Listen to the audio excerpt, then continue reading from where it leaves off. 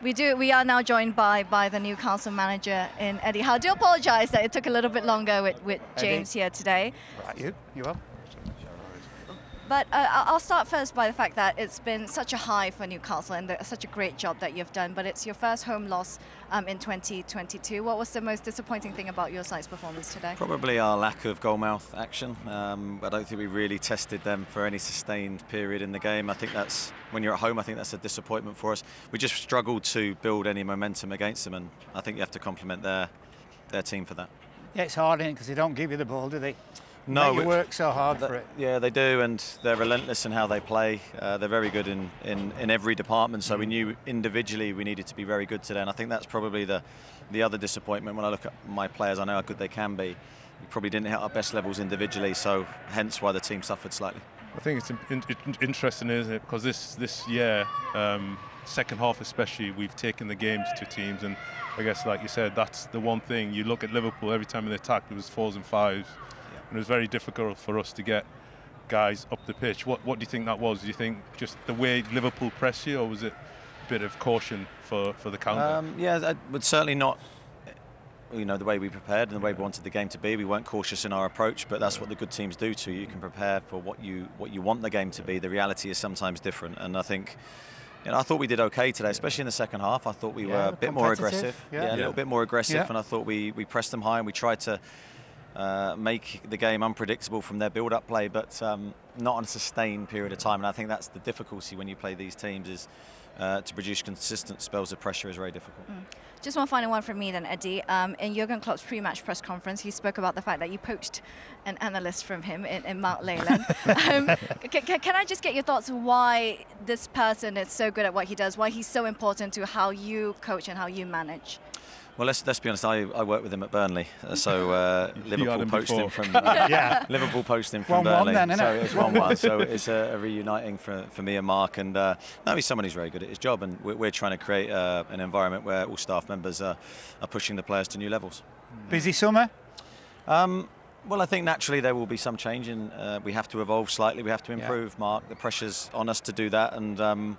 Yeah, we hope a busy summer, but it certainly won't be a revolution. I think we've got a good core group of players who, you know, we hope can take us a long way. Good.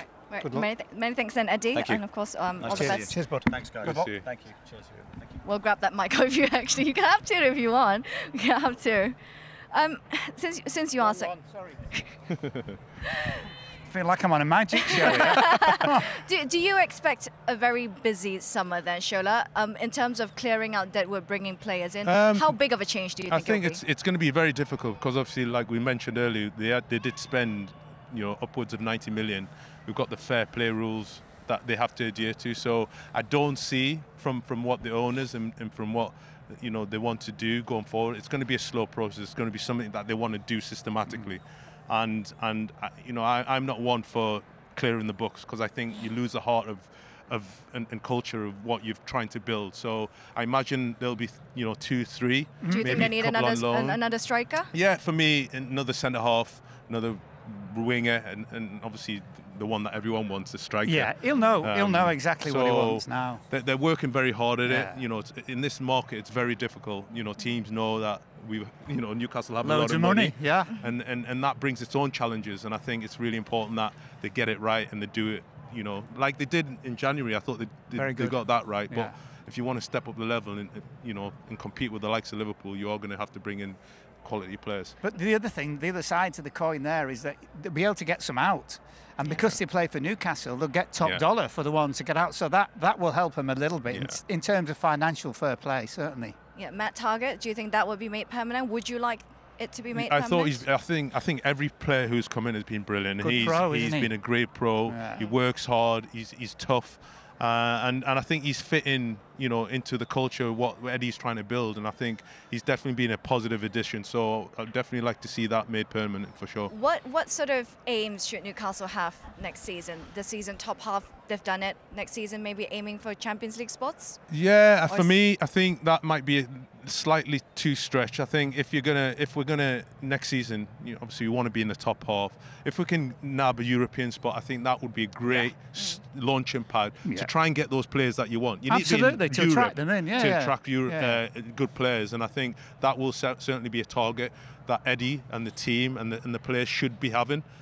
With what we've done the second half of the season, if we start like that, why not? And I think, you know, we look at the likes of West Ham, look at what they've done, and there's no reason why Newcastle, with the resources that will be coming in, can't you know, achieve that next season. And I think the other thing with that is what Eddie Howe and everybody's done is they've raised expectancy level.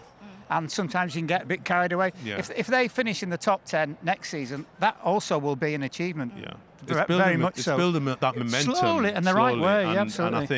And I think for sure. Listen, top half, great, but I think they will be trying to push for a European spot. Why not? And I think mind that goes down to about 14th place now. That's that many spots in Europe.